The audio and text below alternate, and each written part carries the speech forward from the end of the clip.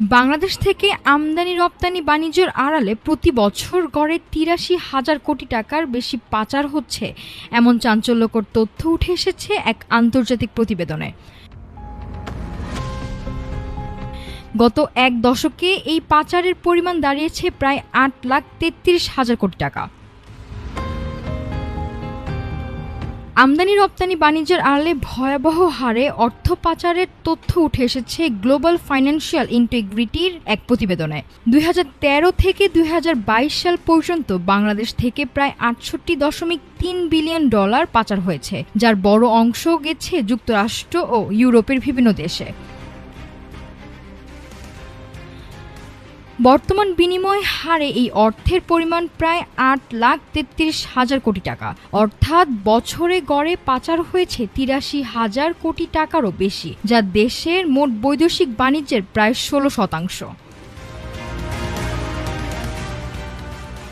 বিশ্লেষকদের মতে মূলত ট্রেড মিস ইনভয়েসিং এর মাধ্যমে এই অর্থ পাচার করা হয়। আমদানিতে অতিরিক্ত মূল্য দেখানো, ওভার ইনভয়েসিং এবং রপ্তানিতে কম মূল্য দেখানো, আন্ডার ইনভয়েসিং এর মাধ্যমে এই কারসাজি চলে। এদিকে সরকারের এক শ্বেতপত্রে দাবি করা হয়েছে ২০০৯ থেকে ২০২৩ সাল পর্যন্ত প্রায় ২৩,৪০০ কোটি ডলার বিদেশে পাচার হয়েছে। এই পাচারের সঙ্গে জড়িত রয়েছে দুর্নীতিগ্রস্ত রাজনীতিবিদ, ব্যবসায়ী ও আমলাদের একটি অংশ। এশিয়ার দেশগুলোর মধ্যে পাচারের দিক থেকে শীর্ষে রয়েছে চীন, এরপর রয়েছে থাইল্যান্ড, ভারত, মালয়েশিয়া ও ভিয়েতনাম। তালিকায় স্থান পেয়েছে বাংলাদেশও। প্রতিবেদনের শুল্ক কর্তৃপক্ষ আধুনিক প্রযুক্তি ও ডেটা অ্যানালিটিক্স ব্যবহারের মাধ্যমে পণ্যের মূল্য ও সামঞ্জস্যতা শনাক্ত করার সুপারিশ করা হয়েছে।